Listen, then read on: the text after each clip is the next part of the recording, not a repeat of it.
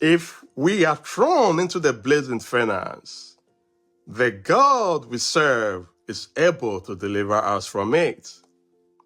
But even if he does not, we want you to know, Your Majesty, that we will not serve your gods or worship the image of gold you have set up. Amen.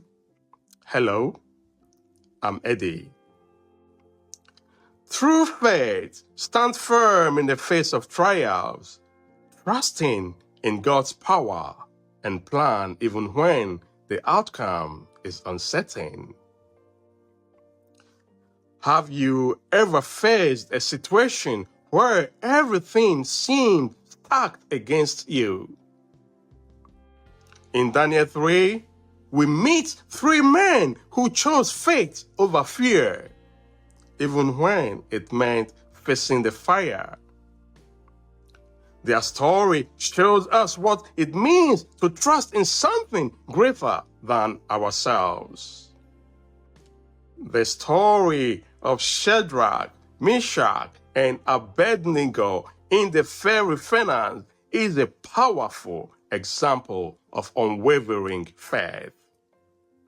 Here is what their story teaches us. 1. Faith is rooted in trust, not circumstances. Amen. They declared, our God is able to deliver us. But even if he does not, we will not bow. Faith doesn't mean everything will go your way. Instead, it means trusting God's plan, even when it's hard to see. 2. God's presence is with us in the fire. Amen.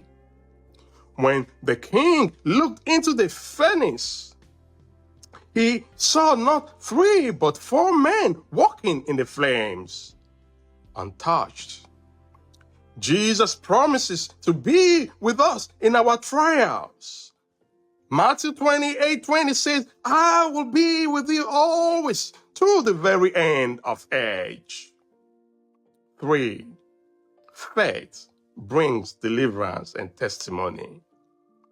The 3 men were delivered unharmed, and their faith became a testimony to the king and all of Babylon.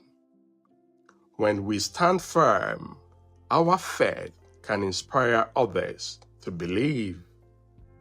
Ellen G. White wrote, the greatest victories of the Church of Christ or the individual Christian are not those that are gained by talent or education, by wealth or the favor of men, but those victories that are gained in the audience chamber with God.